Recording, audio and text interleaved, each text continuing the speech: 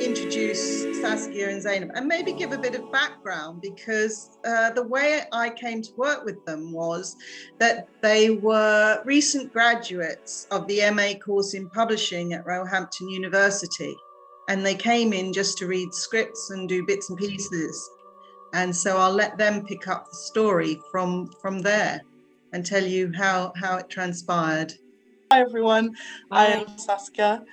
I'm one of the co-authors of HAIRVOLUTION, yay. So as Cheryl said, she did come to us with, and gave us kind of creative reign to come up with an idea after last year in June with all of the BLM protests, and asked us if there was anything that we wanted to create in response to that.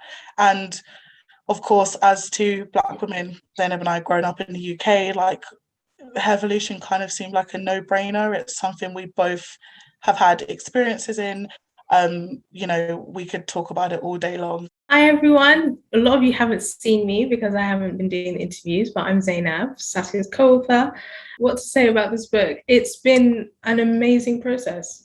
As Cheryl said, she approached us, and as Saskia said, it was a no-brainer. Hair is something that we feel is very universal to us as Black women. And while our experiences may not all be the same, it's something that we share. And whilst this is a book about hair, it is very much a book about just our existence as Black women. And it's a story we felt needed to be told specifically from the point of view of Black British women, who it's something that we often don't get to share. Sorry, just to say, but we did widen it out, didn't we, to American women and also some women from other countries, African countries. And it was very interesting, the differences in how they felt about themselves and their hair. Francine is here, I think, somewhere. Yes, we might bring you in later to talk about that, because obviously you grew up in the Congo, Democratic Republic of Congo, and had a different experience.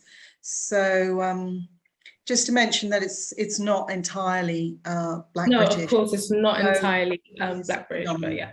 So just a rundown of how tonight's going to go. Zainab and I, we have a panel here, which we're going to get them to introduce themselves in a second. They're also contributors to the book.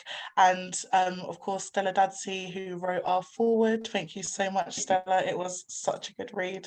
It was brilliant.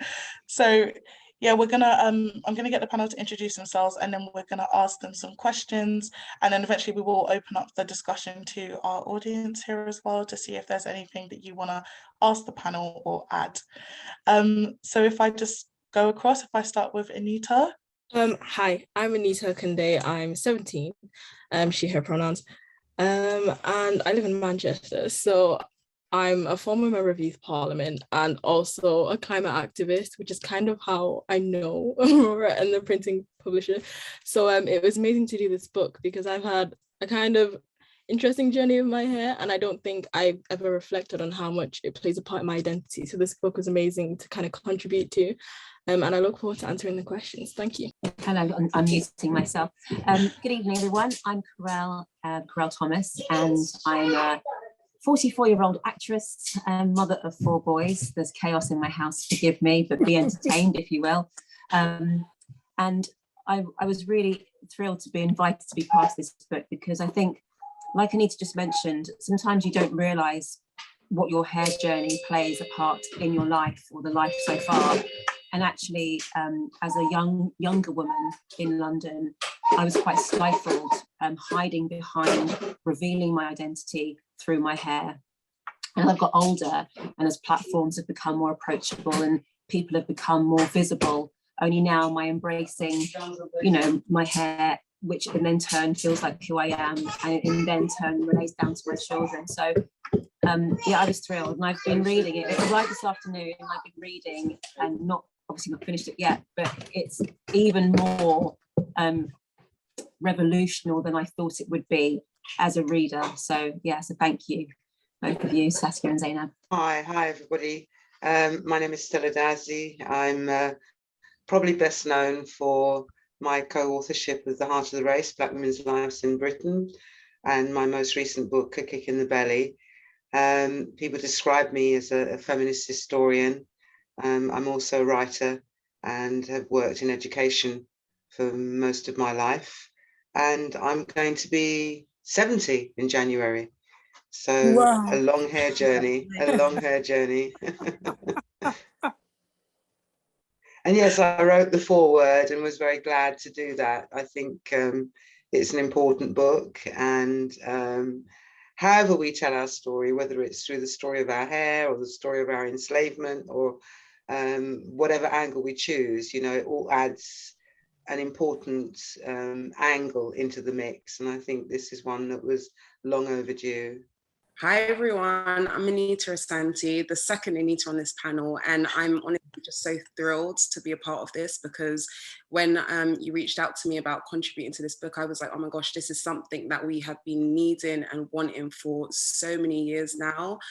Just a little bit about myself, I'm 32 years old. I own my own consultancy business based in the music, fashion and lifestyle, and I used to live in the US, so I actually have the liberty of knowing both experiences as it relates to hair in the workplace in the US as well as in the UK. And I just think that, you know, this book really just shines a light upon everything that we as Black women have gone through and our experiences being, you know, raised up in like this generation, and how we can, you know, go forth and change that narrative. So thrilled to be here. So thank you guys. Thank you, Anita. Khadija. Yeah. Hi. Well, congratulations, Saskia and Zainab. You've done a great job. And in some ways, it seems like I almost had to look online and think, don't we already have a book like this? And it seems like almost, how on earth have we got to where we are and not have a book on hair, on Black women's hair? It's part of our, it's so much part of our everyday, more than our everyday. It takes so much. So, and I was just so excited and pleased to be in it, even though I was in the middle of so many other things. I just thought, I've got to be in this book. So I'm glad I was asked. Thank you. I'm a literary activist. So I just do a lot of things in the literature field, a bit like Cheryl. So I do publishing. The first book I edited was for Aurora Metro, 6 plays by Black and Asian women writers, which I found out years later was the only one of its kind. People will be coming to congratulate me at conferences, and I didn't understand why. They said, there isn't another book of plays by Black women. And I'm like, really? It is incredible. So, you know, there's always a Aurora Metro in terms of women's publishing, doing a lot of firsts. So yeah, I edit books as well, and published a magazine and everything. So I've just finished my PhD. So there we go, on Black British publishing and Pan-Africanism. So I'm glad that you've invited so many women from around the world, because it's a very Pan-Africanist publishing effort, which is great. Yeah, that's me. That's amazing. Congratulations on finishing your PhD though. Well done. So I know we've got quite a few contributors here. So let's introduce the panel first, and then we'll come back to the contributors who are here to give them a chance to speak. Okay? Yeah, absolutely.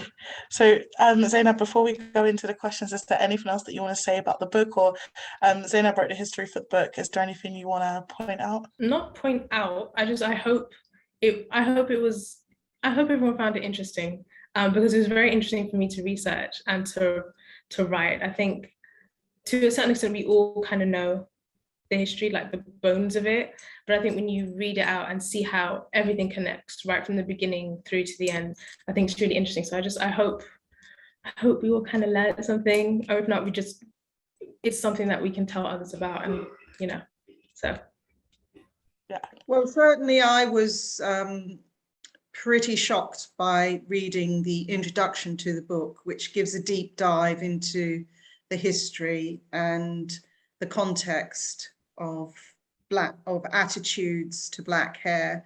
So I think this book can be a powerful tool to educate white people as well. As celebrating Black hair, it can also be an important thing for white people to read and learn about along the way. Thank you, Cheryl. It is also a really good learning tool for other people who aren't Black. So yeah, I'm really proud of it. I'm going to be asking the first one. If I just work in reverse, so if I start with you, Khadija, what have you learned from taking part in the book? In some ways, what have I learned in taking part? Well, in some ways, it's almost like a huge relief. I was just like, I'm burdening all these years of angst about my hair.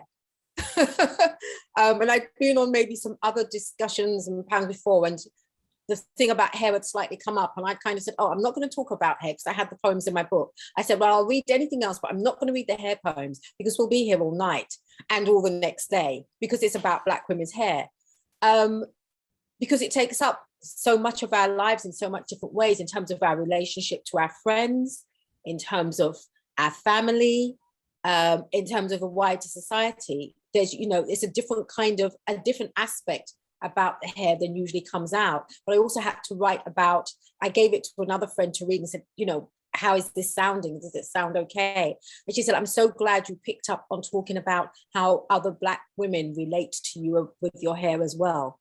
That was an important part of my journey.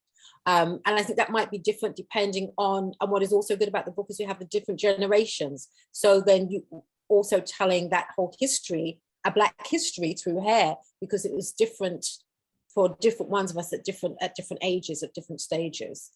So I think I talk about how, for me, I associated wigs with older women. I associated wigs with old age because that's what happened. So, then having younger women just wearing wigs for fun and everything, it's, it was very different.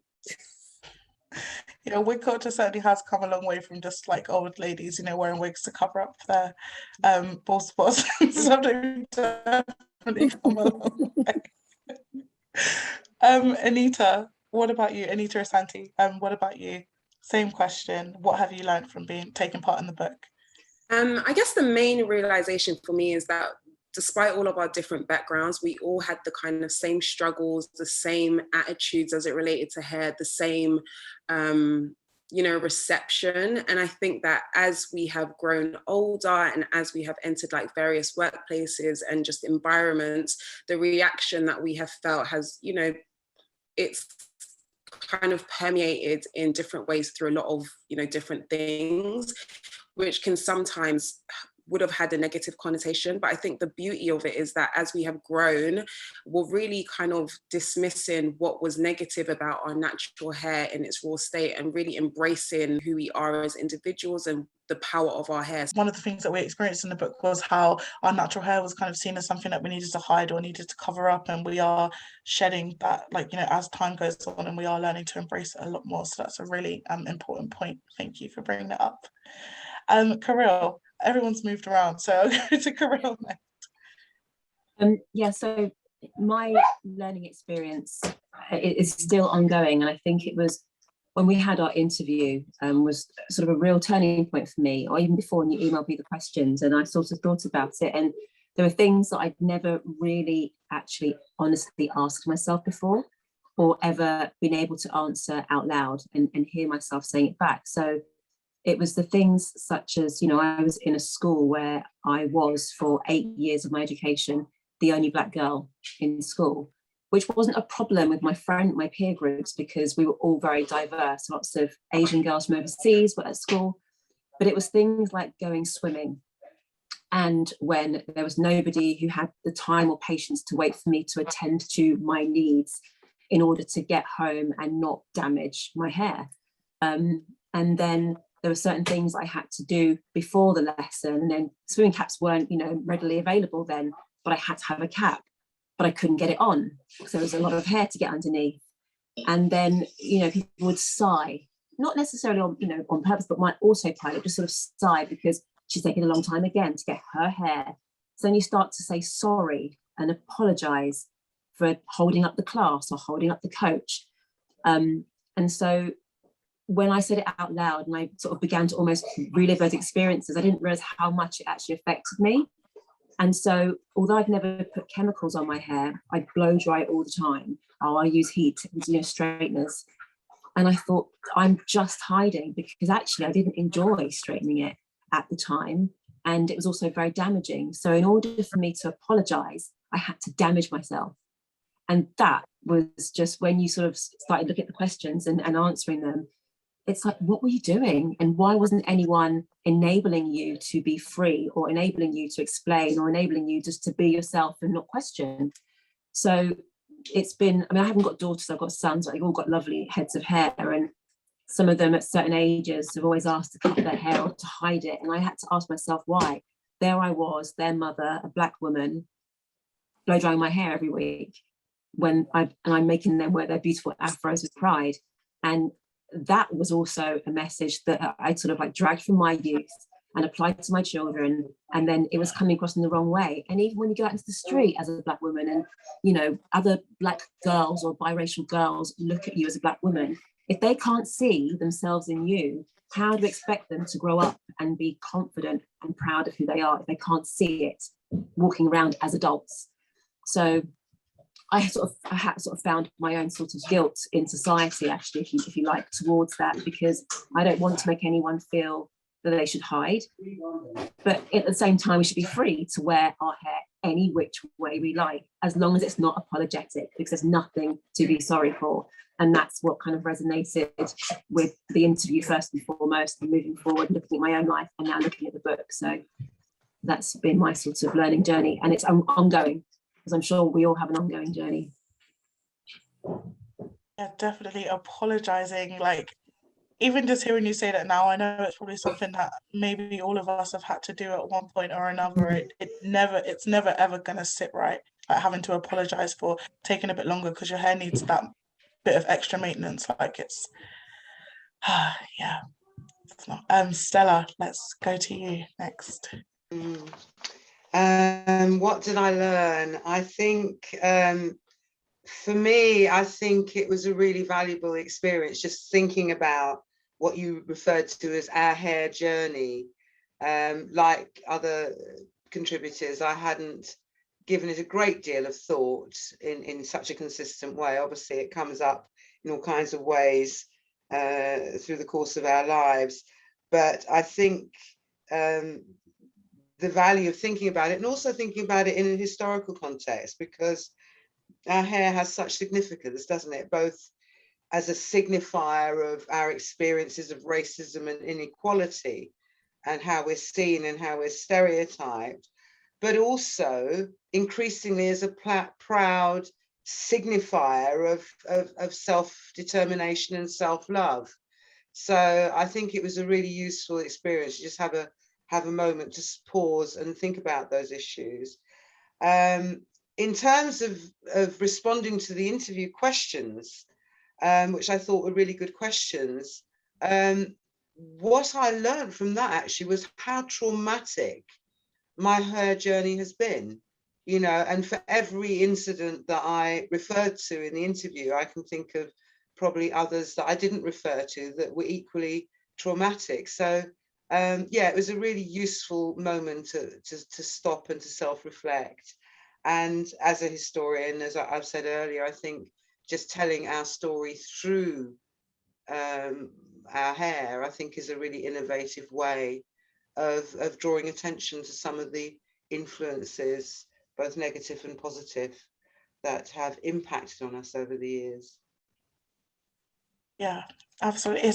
It's hard because, I mean, hair is, you know, the way it grows out of our heads, it's not something that we ever really do get time to just stop and think about. So I know for the ones and the interviews that I did, it was a very like emotional experience for quite a few people, just the first time that they've really thought about it and put that into context, and then what comes after that. So but you know, it's the start of something beautiful once you actually start to acknowledge that. So I'm glad that for those of you who did have that experience, I'm glad that it got to happen in this way and not, you know, in a negative way. Anita. Yeah, I think one thing I learned from contributing to this book is how much of an impact my hair has on me as a person. And I don't think I've ever thought about it. And I think reading some of the questions and actually answering them, I was like, oh.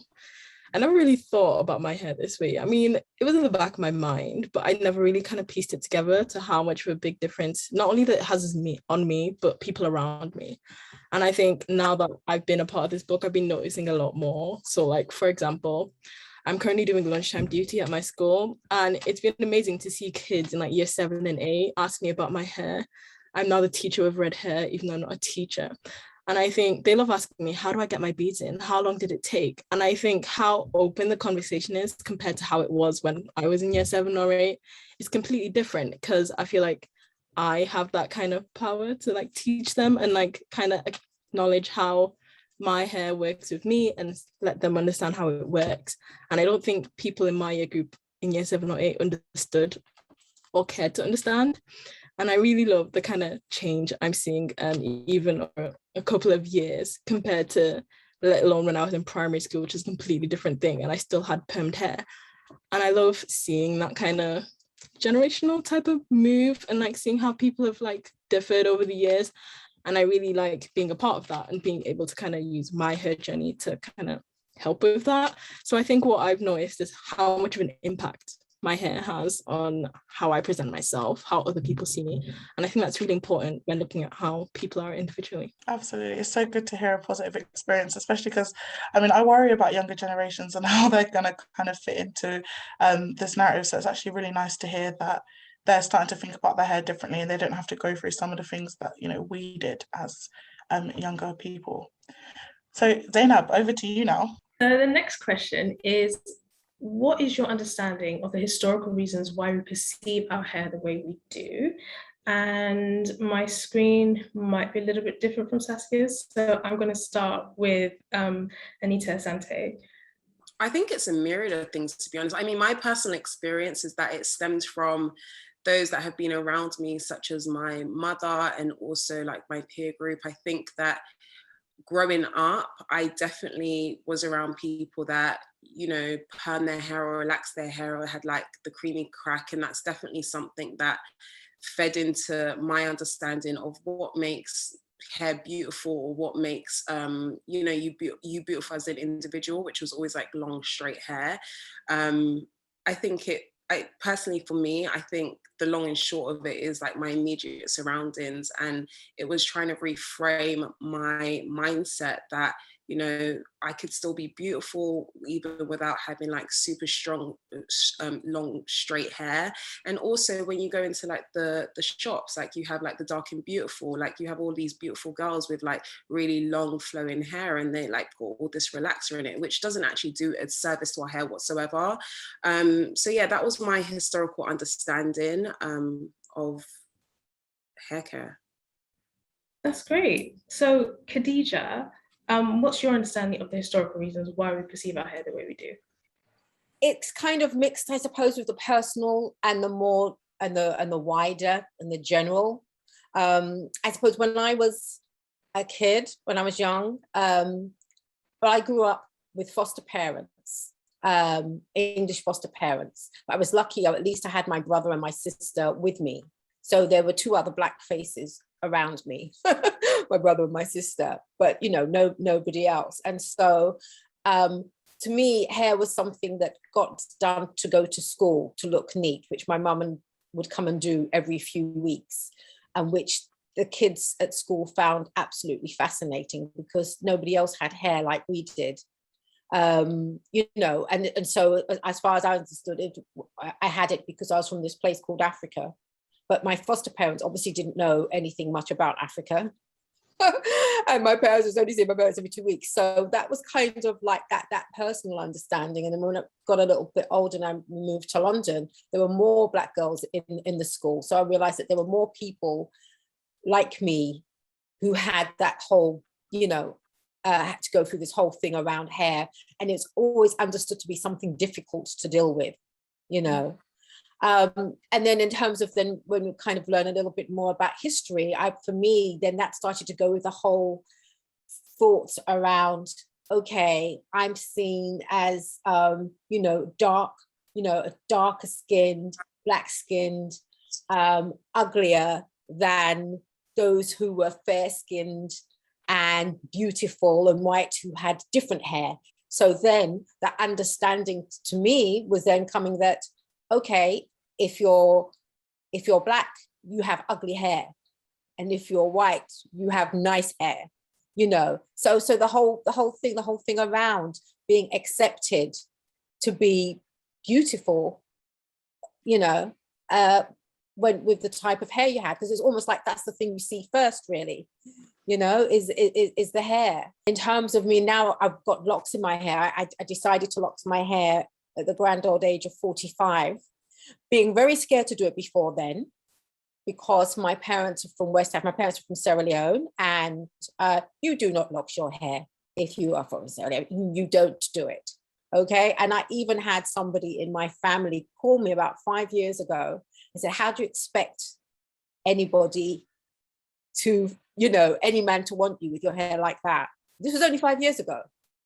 So you see how those things, but by then, at least, I knew more about my own history to think, oh, well, this person's just nuts anyway. You know, my sister and I almost just laughed it off and kind of felt sad that we're doing that. But at least then with the history, I've learned that this was all a historical, you know, it came as far back as from how it was perceived when Black people were enslaved, in terms of colonialism. It's all linked. It's all linked. So I was determined then to keep my hair locked.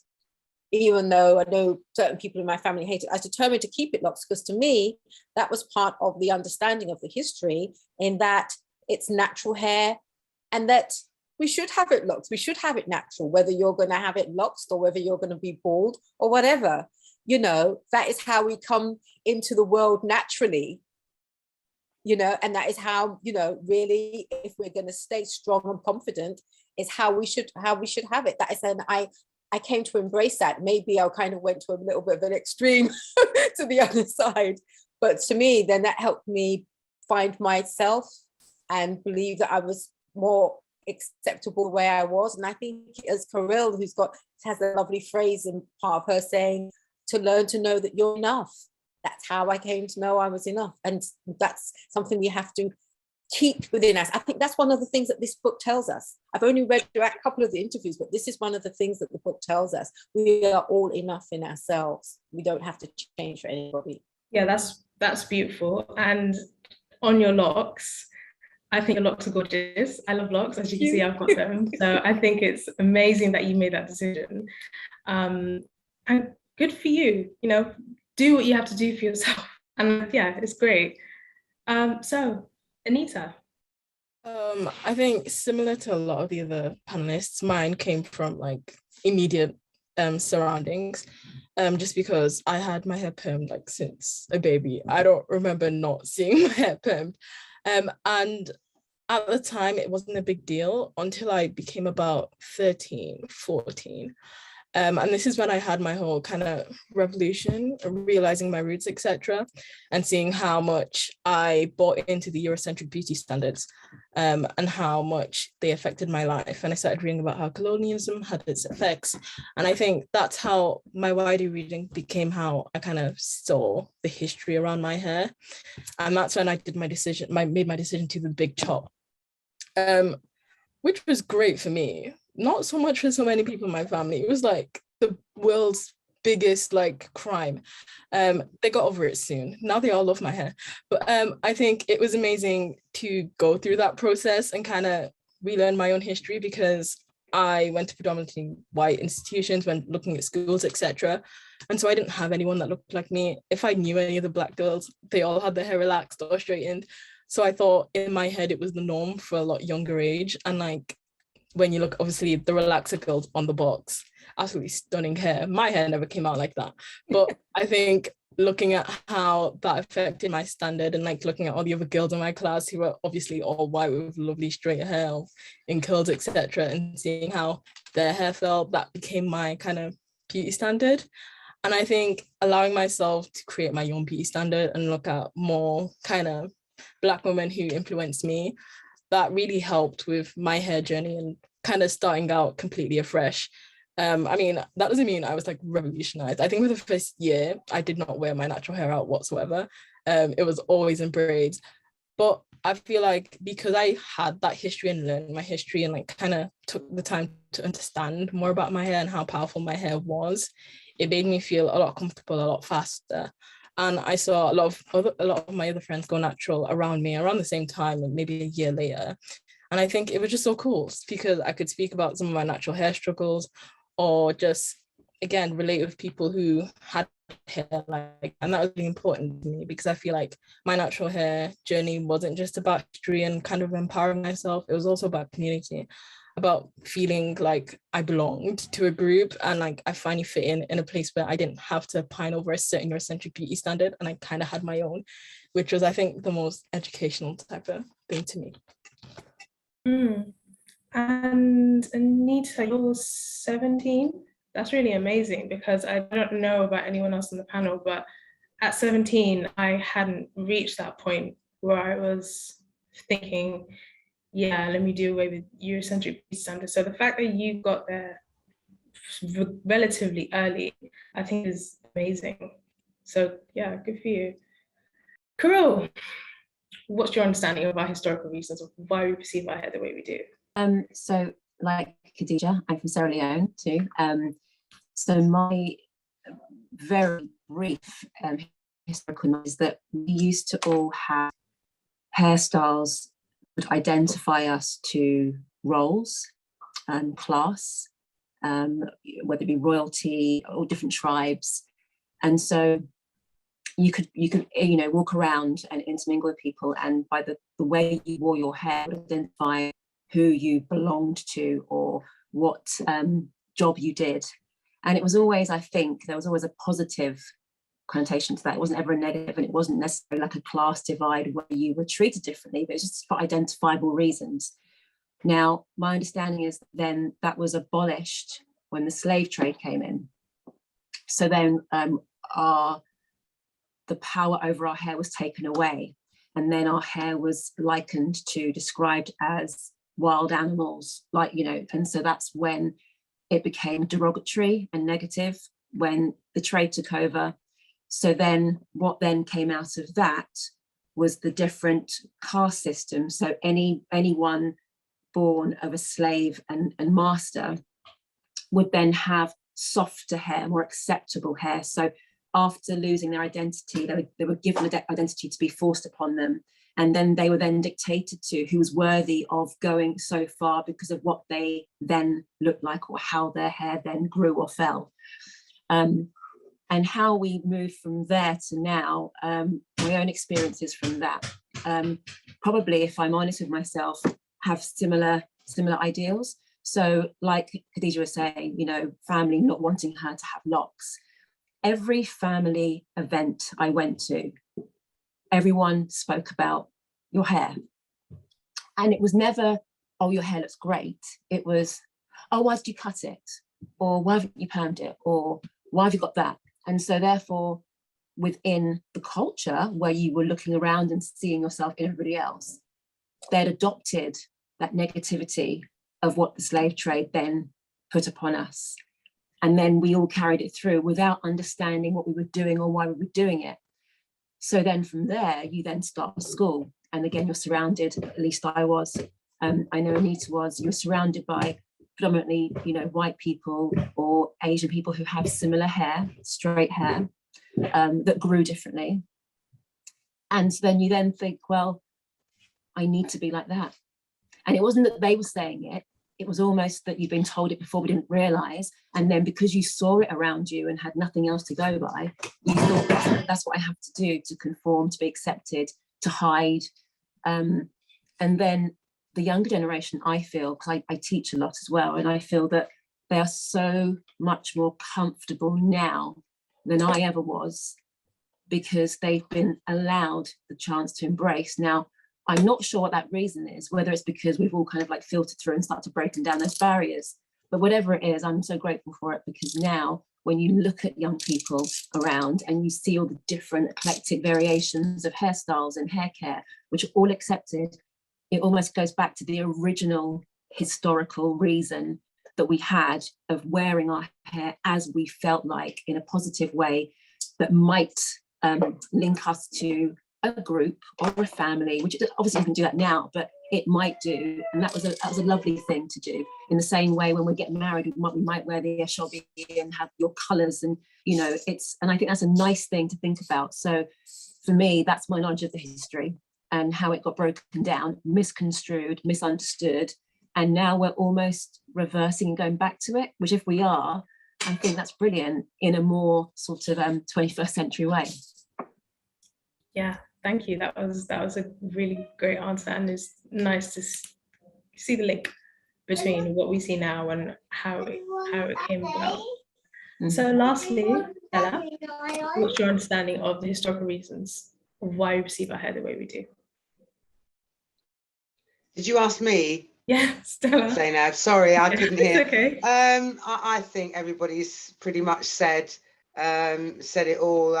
There's only one word for it, isn't it? And it's mental colonization. We've been conditioned over hundreds of years into, being defined by Eurocentric norms of beauty, and bombarded with messages that basically saw us as either ugly or uncivilized, or associated natty natural hair with something that needed to be tamed. And unfortunately, as with all those attitudes to do with race, a lot of them became internalized, and we bought into those stereotypes, and passed them on mother to daughter to granddaughter, including notions about what constitutes good hair, or bad hair. I think the only thing I'd add to the conversation is that for those of us who grew up with white mothers or in white institutions, there was a slightly different narrative going on.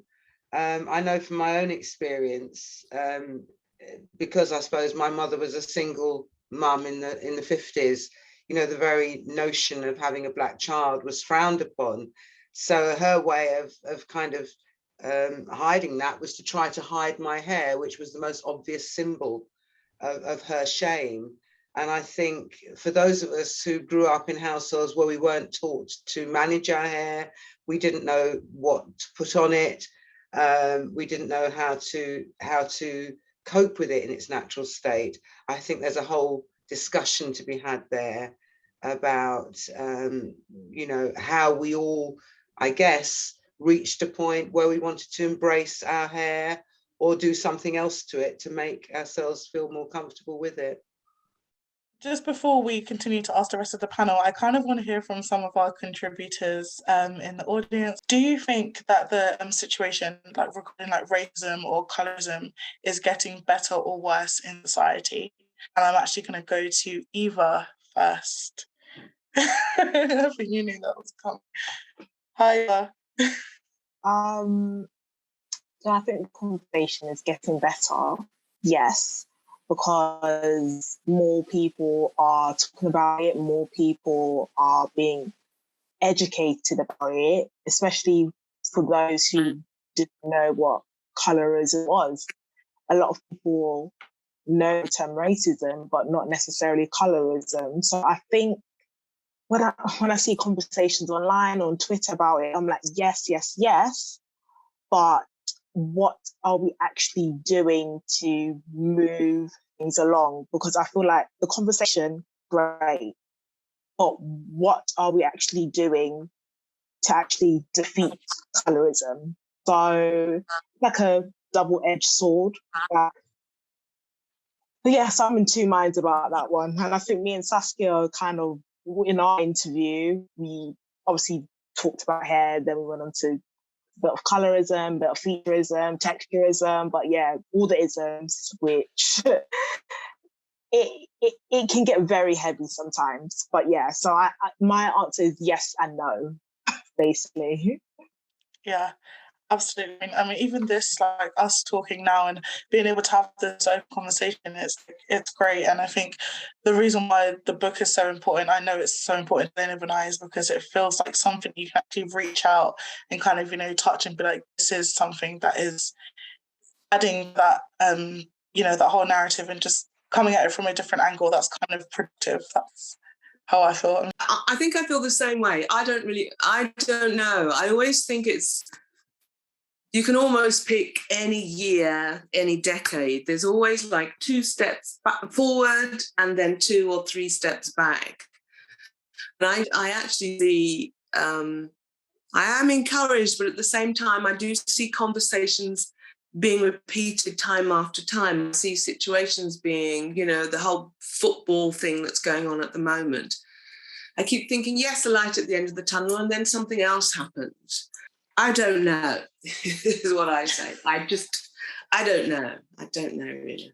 No, I understand. It can be, like you said, you see one step forward, and then like with the racism and the England football team, like it makes you just feel like there's been absolutely no progress whatsoever. Yeah. And I know, Vivian, in our interview, we spoke just after Christmas, and it was the whole Sainsbury's advert, the first all black family on a Sainsbury's Christmas advert, and everybody just kind of lost their rag, and there was all this negative criticism towards the advert. So things like that do kind of make you think that it's never going to progress beyond that.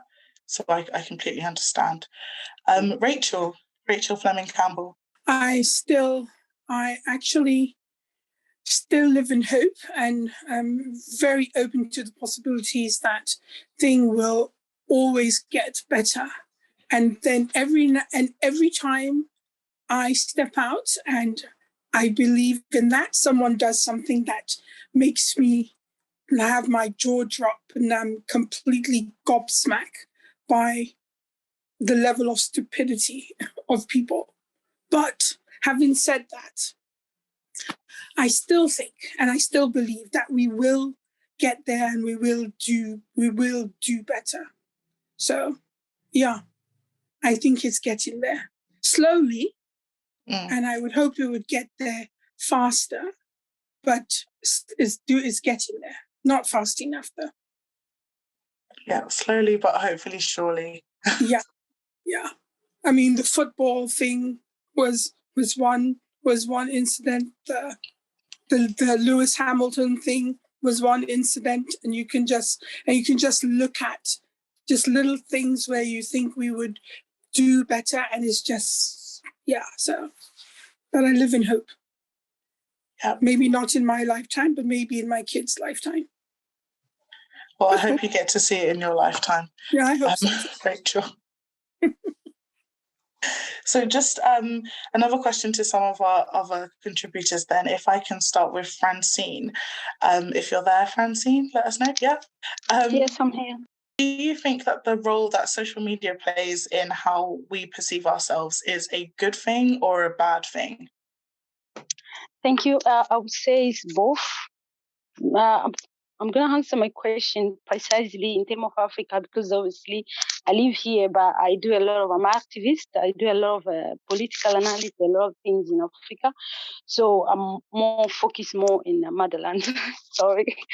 So I would say social media is helping in terms of raising awareness.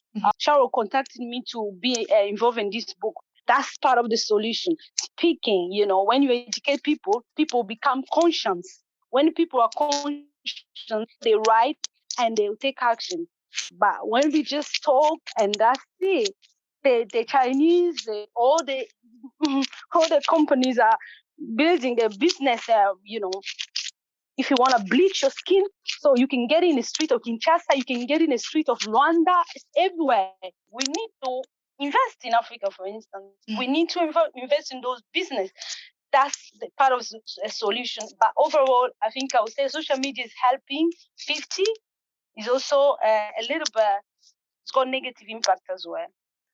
Thank you, Francine. Perhaps Angie would like to talk about whether she thinks the media is a good or bad influence as somebody who works with it. Yeah, I think growing up, I would say that the media had a very strong influence on how we saw ourselves. And, if you can see yourself in a positive light, you will believe that you can become this. And back in the day, we didn't see that. We had to look to America.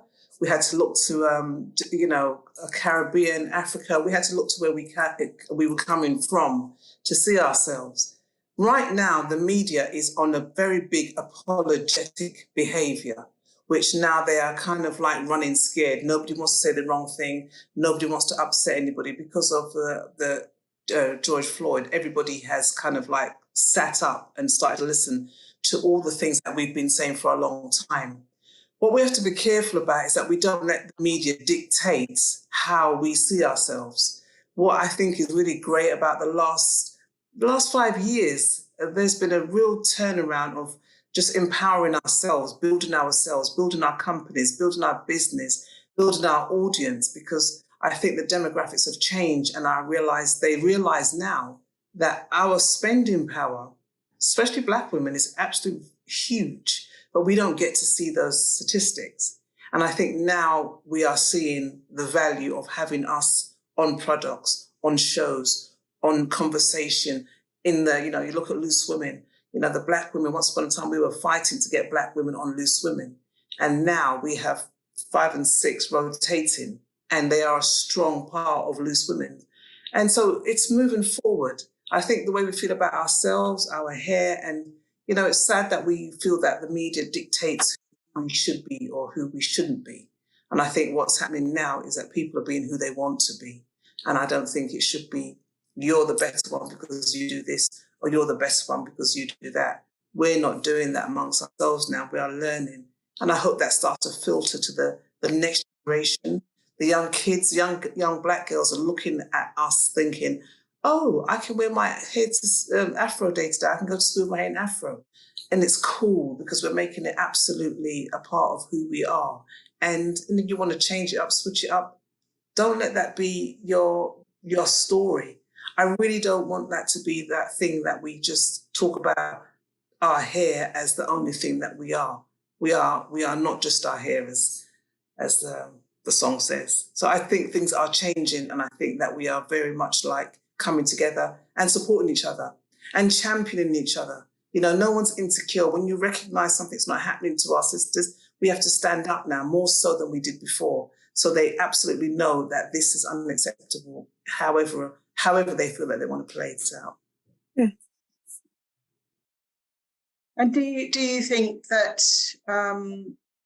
there will be Black women's narratives that are not stereotypical, written in soaps and dramas and all the rest of it? Because, for example, Michaela Cole, incredibly inspirational woman, very brave, doing that series, I Will Destroy You. But you could argue that once again, it was a Black woman suffering and going through quite a lot of distress and pain, which, that's the character that we see all too often. So what do people feel about that? But they love it. I would say this, they love it.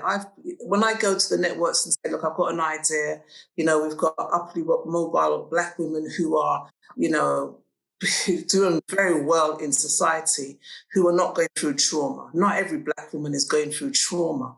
And anytime I see the word trauma, it gives me trauma, because it just feels like, that's all we do. If you go to Channel 4 now, they'll tell you that they're looking for a Michaela Cole type story. You go to ITV, they want it because it's a huge success, and they can't fathom that we could actually. There's new dramas are coming out now where Black women are actually going to be sitting in a different position, and they're starting to see us in that way. So we are rejecting the trauma story, because that's not all the story that we have to share. So it's hopefully changing. Yeah. It's quite limiting, isn't it, to always be seen as a sort of survivor of trauma? Yes, very, very. That's what we're doing. We're going out to, I live in Jamaica, I'm going home next week, and working in Atlanta, because they want to hear the British story. So the world actually wants to hear our story. Sometimes we get caught up trying to tell the story to the audience here, when it's the audience out there. We've been hearing their story for years. They actually want to hear our story now. And so the audience is changing. If they see you making moves like Gina's gone to America, got a sitcom. They actually want the stories in the rest of the world, and we have to really bear that in mind. Yeah. Can I add to that quickly? Sorry, I do think it's slightly changed just a little bit, and that's only because recently we did the Channel 4 had a whole Black to Front day of programming where it focused on, you know, positive Black people. You have the series High Life that really focuses on like Ghanaians and Nigerians who are doing excellent things in society. So I do understand like the gatekeepers definitely need to change, and that, but we have so much power now, and I think social media has lent itself in such a positive way in that it's shining a light on all of these people that we are able to show ourselves on TV. I mean, I would have fathomed like 10 years ago that we would have a day of programming from the Big Breakfast all the way down to the news, Channel 4 News, all the way down to like a series where it's just fronted by Black people talking about Black issues and talking about reclaiming our rights. So you know, to that point, there is a focus on trauma, but I do think that we are changing that narrative ever slowly but surely, and hopefully further down the line, we would be able to see more programs that view Black people in a more positive light as well. I think you're right there. I would also, can I just add quickly that Channel 4's remit 30 years ago was always about multicultural. And whilst they have done a great thing on Friday, it showed us that the possibilities are endless and that they've always known how to do it. So right now we're in a position where we think, okay, 2 of the shows have already been commissioned. There's a lot of people behind the scenes that they would not ordinarily got. They actually went out their way differently to try and capture the audience, because one guy who was working on the show couldn't actually make money, couldn't afford to go to one of the film to be a part of the production. And they listened to him and said, okay, so it's the money that's stopping you. Let's get some money to you that we can get you on board of the production. So they are trying to listen to how they engage us. So it's a turning point. Channel 4 is being sold. They're trying to sell Channel 4. The government is trying to sell Channel 4. And so they're going to remit, which is multicultural. So it's a good thing.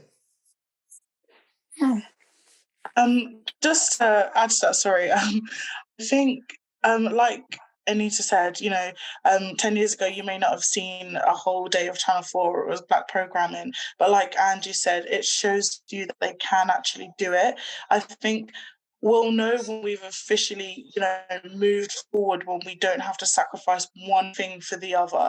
Like every kind of, I don't know how everybody else feels, but every step forward comes with this kind of bitter aftertaste, like, oh great, they've done Black to Front, but look how easy it was for them to do it. So they could have been doing this all along.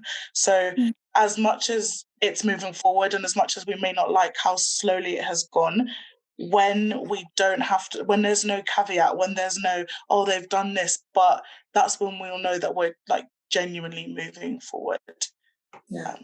Personally. I just add one point to that. Saskia, you said something very pertinent at the end. That is now how we know we're moving forward. It's just one way, because at the end of the day, we've got to know that we've got to do our own thing as well. We've got, you know, it was good with Channel 4, yes, as well, it was Black people behind the scenes too. But where are our, England is small, maybe it can't happen here, but we've got to think bigger in terms of where are our channels, our news channels, where is our this, where's that? It's about ownership. We're never going to move totally forward unless we start owning things, which is what Francine was even saying about the businesses. We've got to own things as well. Yeah. So really, to me, if the gatekeepers want to keep their gate closed, I don't really have a problem too much if you want to keep some of them closed, because then I'll go and start my own thing. You know, that's the way we've got to. That's the way we've got to think. Yeah. No, you're absolutely right. That is just, if not more so important as well. It's just how, you know, it's actually when Francine was speaking, I was going to ask you the final question, because I'm very aware of, you know, time and stuff. We all know that there's a difference between representation and inclusion. I'm just going to open this up to everybody. What do we think is, you know, more important, and where do we think we sit currently at the moment in regard to that? Anybody want to go first? I'll say something about that. I think I have problems with words like inclusion. It's a bit like the word tolerance. It sort of implies to me that someone has to be asked to include me or to tolerate me, whereas representation, to me anyway, implies, you know, visibility, and having a voice. So, you know, if I had to choose in those two terms, then certainly I'd go for representation. I think, you know, the problem is that when you see a few visible faces on the media, that can be used as a way of suggesting that everything's fine, when actually below the surface it's not. Mm-hmm. And you see a few successful Black women on Loose Women or whatever, and somehow that suggests that the problem has gone away. The problem has gone away. And even as I was listening to the former speakers, you know, I was thinking the original question about social media. And I don't know about you, but I am tired of my phone pinging off every 2 seconds telling me what I ought to buy, you know. And with those messages come images and ideals and suggestions about what I should aspire to not just purchase, but also to look like and to be like and to adorn myself with. And I think we have to be very careful because those messages are quite subliminal. You know, they enter our heads without us necessarily knowing they're doing that. And the bombardment starts at a very young age. I was sitting on the bus the other day next to a little girl who was playing away on her phone as she was coming back from school. And I just thought, you know, she's 8 or 9, whatever old age she was, you know, and already she's exposed to this stuff. So, yes, I agree that we have to do our own thing, but I think that there's always a contradiction, isn't there? If we go off and do our own thing, then we end up with this kind of apartheid situation where we're separate from the body politic. While we do our own thing, that's important, but we also need to have impact on, you know, the mainstream media and the mainstream messages that are coming out of there. And that's a really important battle that is ongoing, really. But the more we have women who are confident in their skins, happy with themselves and how they look, the more that message is going to go out. And as someone said earlier, you know, we're seeing that impact now in the schools. We're seeing that impact on young Black girls and how they perceive themselves and how they feel about themselves. But I don't think there's any room for complacency. I think, you know, the struggle is ongoing, as others have said. Yeah, I totally agree with you, Stella. I mean, we have to have both. It's like, would you put the Black books in a bookshop? Do you put them on their own shelf, or do you put them with all the other books? You put them in both. You know, you put them in both. Because we just got to remember, inclusion doesn't mean equality. That's the thing. I think we've got to remember. So, like you, I'm with representation. And also, I mean, I suppose, just sort of with a sociological hat on, be careful, because inclusion in some contexts means assimilation. You know, to be included, you've got to somehow conform to certain norms. And I don't want to have to subsume who I am and who my identity in order to be accepted into some other context. I don't want to be included if that means I have to change who I am in order to fit the mold. So be careful, because inclusion and assimilation can sometimes sort of mean the same thing. If you include me, or if you accept that I have the right to be represented, then with that goes an acceptance of who I am, warts and all, with my natty hair and my Black skin and my way of speaking, which may not conform with, you know, BBC British English. All of those things come with a package. And when we talk about diversity and we pay lip service to diversity, that's really what we're arguing for. You know, don't just include me because, you know, I'm okay, it's just the rest of them out there who aren't. Include me because you accept me with all my diversity and all my, because that's what brings the richness and the nuance to the narrative. We have a question from one of our guests tonight asking about the representation of Black women in Nollywood. What do people think about that? I'd like to touch base on that question, just because obviously as a Nigerian, I grew up watching a lot of the old Nollywood movies with my mum, etc. And I think their kind of perception when looking at hair and the identity, in a way, had its own kind of Eurocentric kind of shadow on it, but they did it in a way that you didn't kind of notice until after. Now watching them back, like now when I'm a lot older, I'm like, I never really noticed how even in like Nigeria and how in my Black kind of awakening, how they were also affected by these Eurocentric standards, if not more so than I was here in the UK or in Ireland, which I lived in beforehand. So I think obviously now representation in Nollywood movies, I think has gotten better. But a lot of the time, the kind of natural haired, kind of natural, if you want to say, the Afrocentric features in Nollywood movies were seen as less desirable, kind of house girl type of features. And I think that was something that was perpetuated a lot throughout Nollywood movies, whereas the more glam, Eurocentric, lighter skinned, straight ahead, the wigs, etc., were seen as more glam or more upper class. And I think that's something that as at 7 or 8, it probably didn't look at that big of a deal, but it clearly not clouded, but shaped how I saw myself and how I saw Black women. And I think it kind of just leans into social media in general. I think how we view ourselves in the media and how not only do we see other people represented in media, but how we also represent ourselves in media. And I think that's important because over, I guess, lockdown, I realized that on my Instagram, I've got about 50 posts and I'd never posted about my hair or what my hair looked like in its natural form, which was something I never really looked at or clocked as big of a deal. But then when I did post on my natural hair. A lot of people kind of commented on like, oh, I've never really seen you or the activists posted a natural hair. Like, it's so cool being able to see you and kind of you represent me. And I thought that was really cool because when I look at the activists on my social media to represent me, Chimamanda Ngozi Adichie, amazing woman. And I love how when she goes to big formal events, she always kind of has her natural hair out. And that was always impactful for me because I'd always been taught, even though my natural hair was nice, it wasn't professional events, or if it was, it had to be gelled, slicked back down.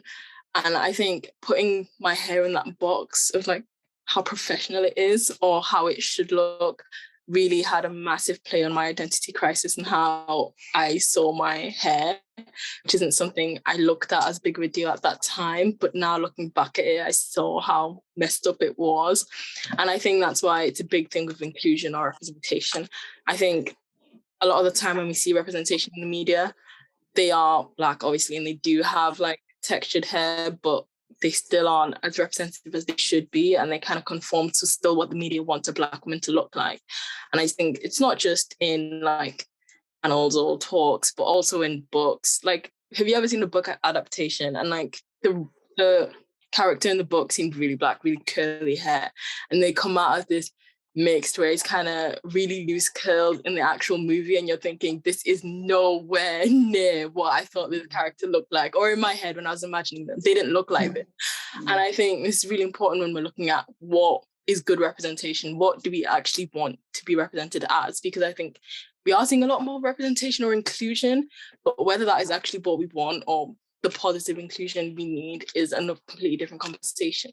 I don't believe Anita Kunde is only 17. Sorry. I know. You've got this old head on you, girl. Where did you get that? But I think the whole question of misogyny also obviously features in Nollywood movies, doesn't it? So it's not all good, is it? So we haven't talked about that, have we? Does anyone want to pick up on that? I think, yeah, misogyny is definitely the subtext the Nollywood movies. I remember once going to see Fela Kuti, and at the beginning of the show, he started talking about all the women who were wearing weaves and wigs, and really sort of shaming all the women in the audience who didn't have their hair natural. And I found that an interesting moment because so much of what we do to our hair and to our appearance is determined by how men see us and how men wish to see us or perceive us.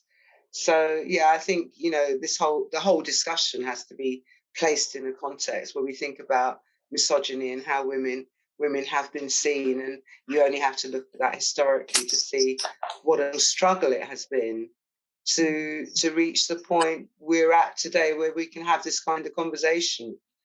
But as others have said, it's an ongoing battle. And it's interesting, isn't it? I just went to scroll through people who are taking part in this discussion. I think there's one guy, as far as I can see, but this is a discussion that needs to be had with our menfolk as well.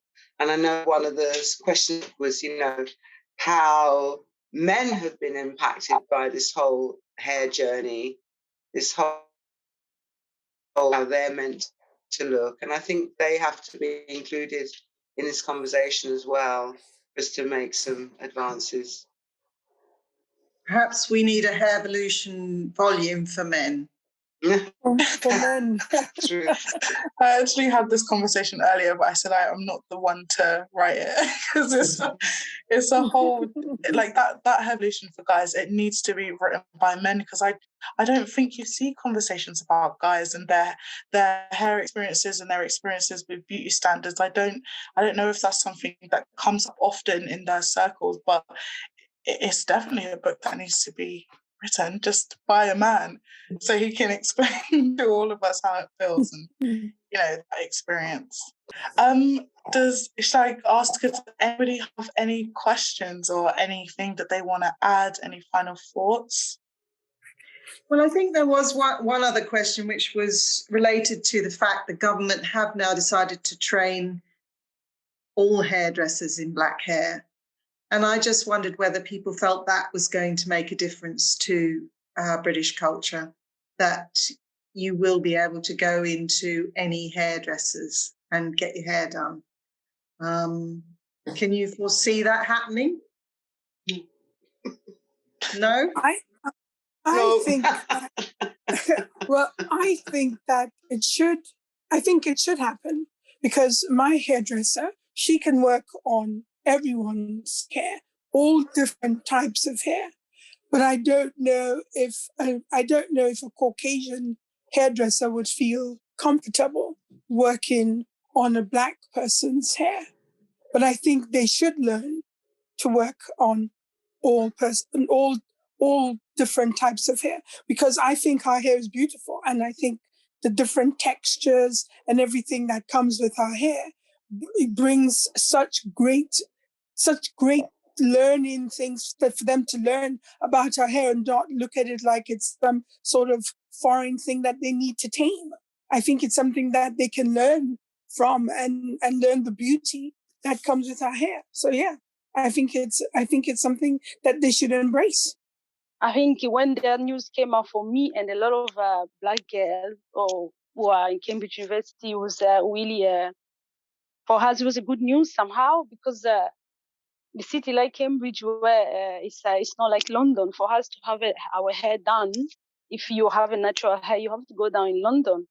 So it's something they have to learn. Like the person who just spoke before me, it's really important because when you live like when we left Congo, we moved here in UK and we lived in Newcastle first.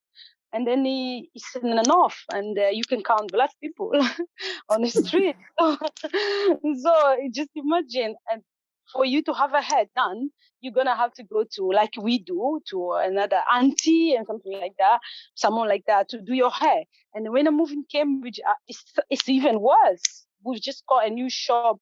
A Nigerian lady just opened a shop in city center where we all go to buy our stuff, even though it's expensive because she knows she's the only person in the city.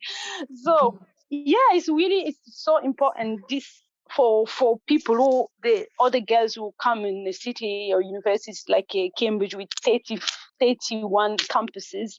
So it's really a good news. But also somehow I felt a little bit to do with our businesses. I see a lot of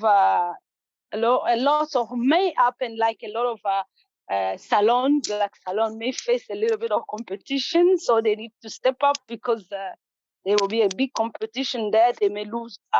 I'm not being negative, but they may sort of lose clients. Or Francine, you may just have to open your own business in Cambridge for the hair and everything like that. No, I want to go in Congo. I want to be a first female president in Congo, so to change. There you go. Congratulations. No, congratulations. Thank you in advance. Well, perhaps we could hear from some of the actors on here who've written about the fact that, they've had their hair done by people who didn't know what they were doing, and they've had to do their own hair.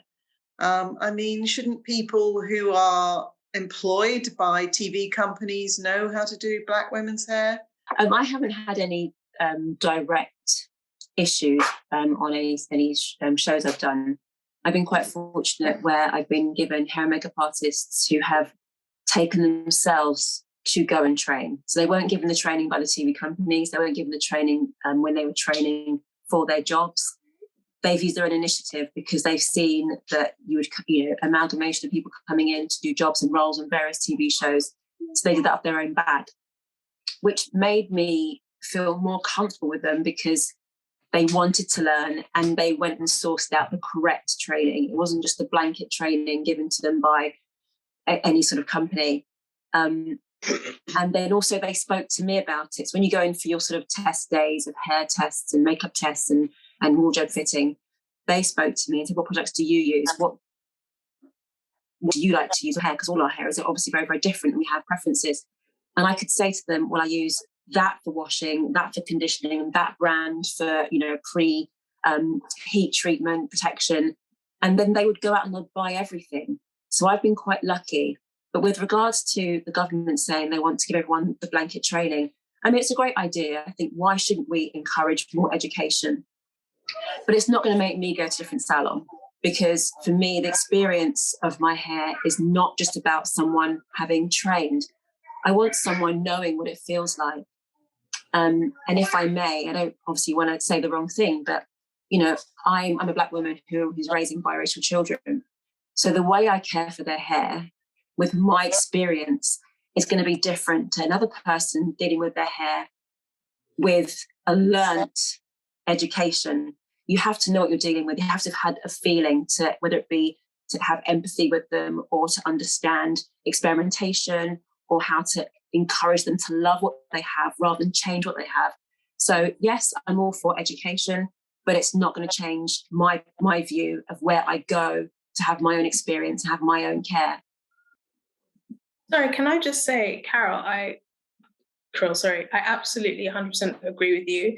As important as it is to have people who know how to do your hair, regardless of where they're from, I don't think we should underestimate the importance of Black spaces, because it isn't just about having someone who knows how to do your hair. It's about having people around you who have had the same experiences as you, and who see you coming to do your hair as something that's important, not just something that, she's doing it for beautification. It's part of our experiences, it's part of our heritage.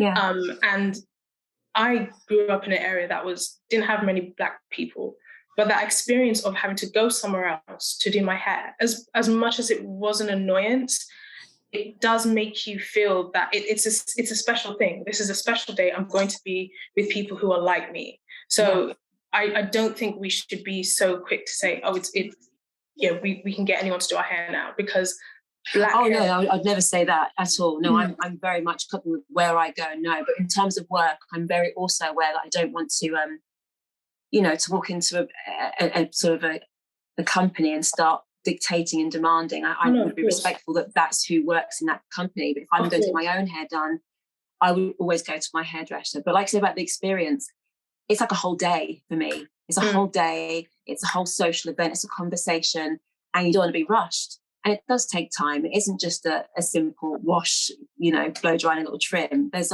conditioning. There's love. There's care. And my mum used to always say, when I was younger, and my aunties would, plait our hair every Sunday evening and everything, you can tell that, the hair that was treated with love, because it was almost like cooking. You put all the right ingredients into it. It's an experience. And I absolutely am pro that. And I always would be.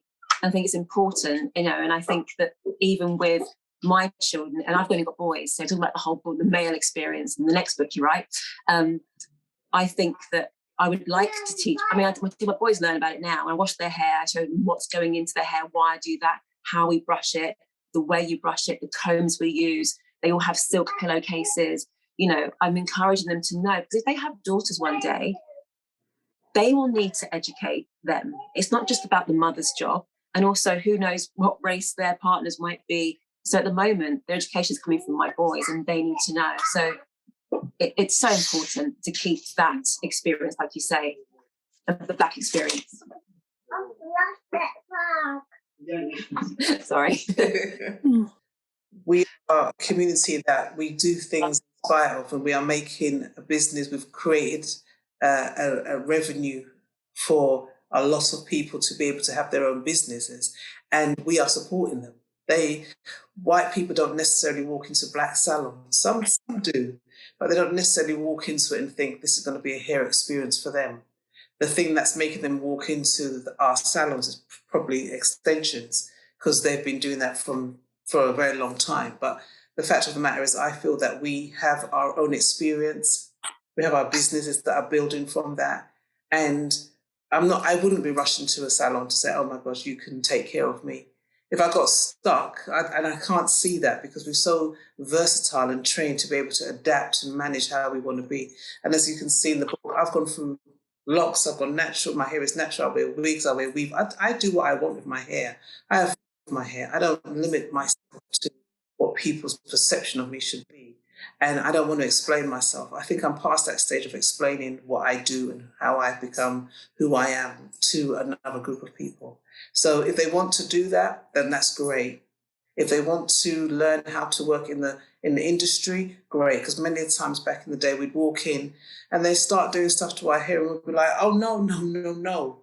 You know, we're still getting away from don't touch my hair to now touch my hair. So there's a whole journey that we'd have to get through before we just see a salon, Tony and Guy, and run in there and go, hey, can you give me this, whatever.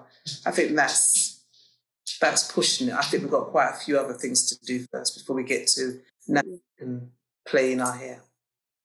I'm also concerned about mandatory declarations, because my feeling is that you'll get resistance. So I'm concerned about that. On shows that I've been on, sometimes somebody might know what to do, but on the whole, I lead them and guide them. They'll say, well, you know, I'll kind of say, well, it's fine, I'll do blah, blah, and they'll try and help. But on the whole, they don't have a great deal of experience. But I have to say, I also, just for the cutting, used to go to Vidal Sassoon school all the time. And because of that, there would be like several people and somebody that's really knows what they're doing. So it's not that I've gone exclusively black by any stretch of the imagination, but I want to know that whoever's dealing with my hair has a real interest. And I don't necessarily feel that if you've been you've been obliged to do it, that you're particularly interested. You know what I mean? And absolutely, I think, and they're not always the best of spaces. Black hairdressers are wonderful spaces for the community. They're not always the most highly trained. So then I've got question marks around that also. So it's like, I'm sure all of us, there's lots of things that you consider when you go in and get your hair done. Lots of things, you know, not whether somebody says, it's already been said, not because you've got this qualification, oh, I can cut. I've been into one of those things. I don't think it was Tony and Guy, but it was kind of up there. And oh yes, we have a specialist. And this is quite a long time ago, to be fair. And he cut my hair like a hedge. I swear to God, he cut my hair like a hedge. Because he didn't, just wet it and it becomes like everybody else. You know what I mean? You do, but no, because it was here, he just thought he did this. And he was purporting to be this specialist. And I thought, but I politely sat there through it and didn't say anything really until I kind of got to the reception, and then didn't really say that much. I think I just said, I don't think he is a specialist. I think you need to check. But he did. He cut my hair like a hedge. A lot of people, they discriminate because, Some of them do it on purpose, but some of them, because they don't know, they'll be a little bit aware of it. That, like I don't want to repeat myself, they will understand that it's part of our body, like our eyes, our nose, and our lips. So yeah, I just want you to mention the impact, the psychological impact of the decision. Just a little bit, that it's gonna decrease a little bit of discrimination. I faced it a lot. I would say last time when I went to Chatham House to talk about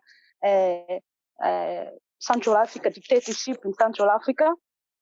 In a room, I was one of the speakers, and in a room of full of ambassadors. And at the end, one ambassador came to me, "Oh, you were really good. I'm proud of you as a young woman, but your hair is very different. The way she said it is a different, is not in a good way."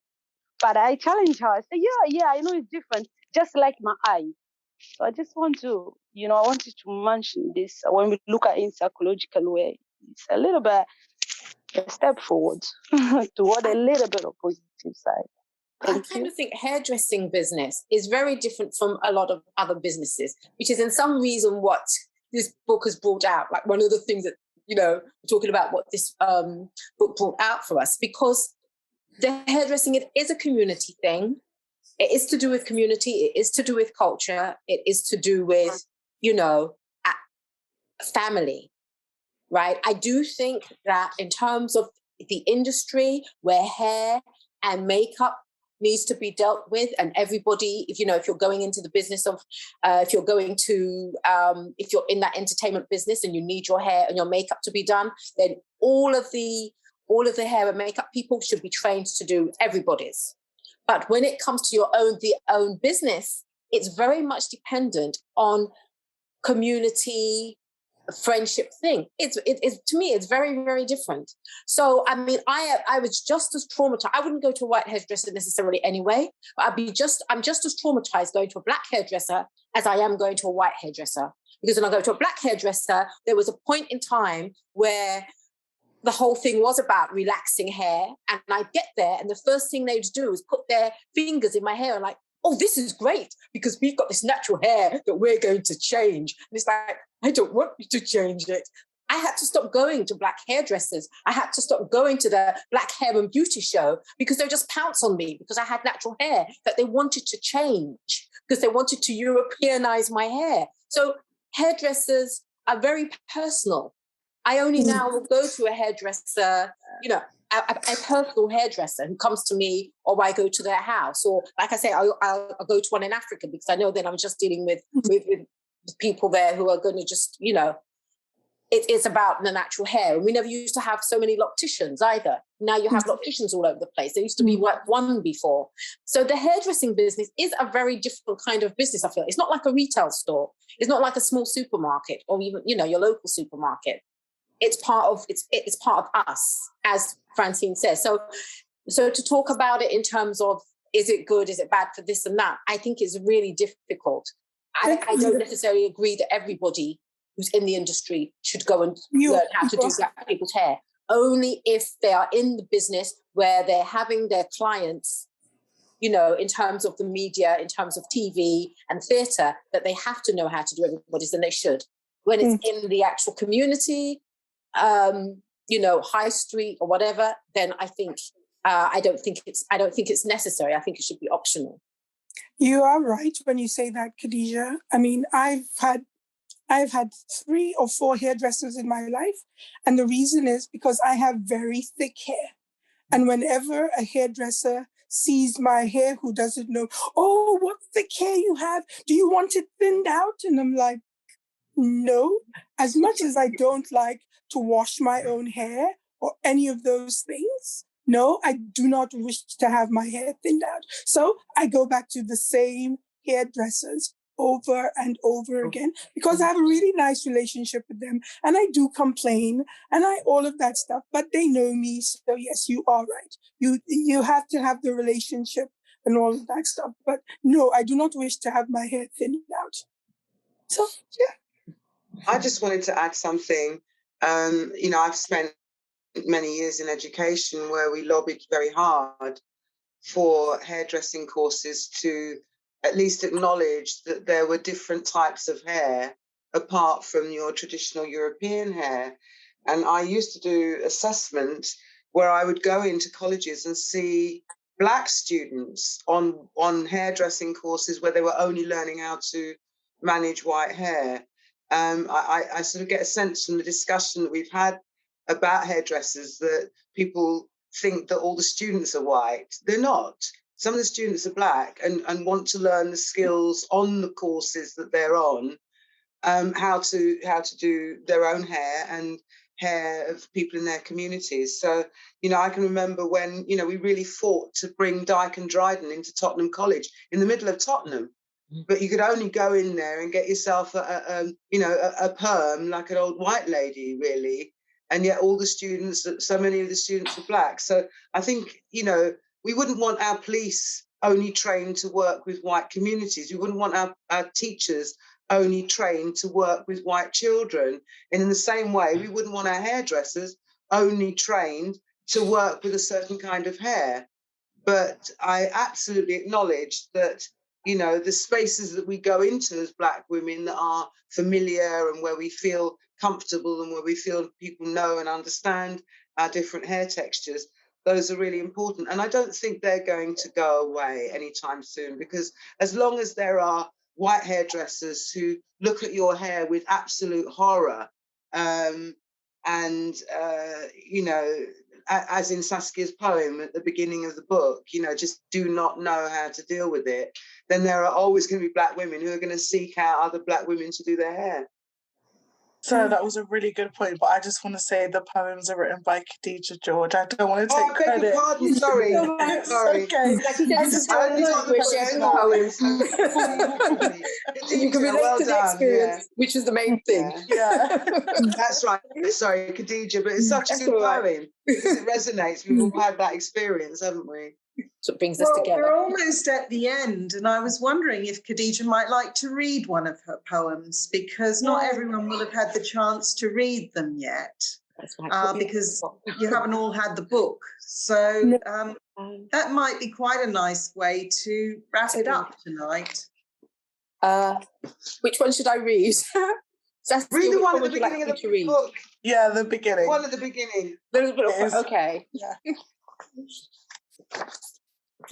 Yeah. So that came out of, as I said, being fostered. So some of you, of mixed race, and you had English mothers. So this was like me being in that situation. So I called it air. Feel this. Go on. Feel it. Soft and wiry all at the same time. How do you people get your air like that? You people? Yeah, you coloured people. How am I going to get a brush through that? It's tough, innit? Bounces back, all springy like. Listen, what I'll do for you is, after I wash it, if it gets any tougher, I'll get some scissors, cut it all off. Might grow back, straight and nice and long. Then I can brush it, like Miguel's hair. No extra. All right. Go buy me. Feel this.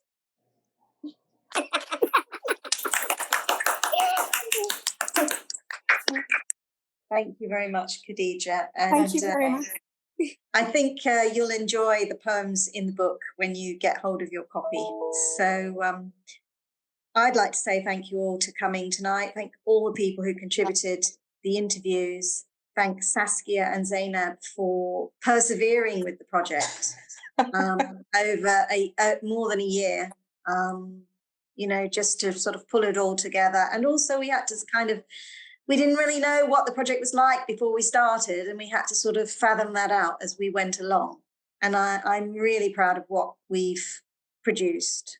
And I'm excited to see where Saskia and Zainab go next, because I think they have a big future ahead of them.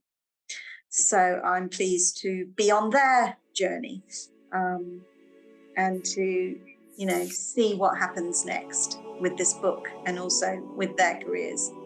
in publishing, because publishing desperately needs people like them. Yep.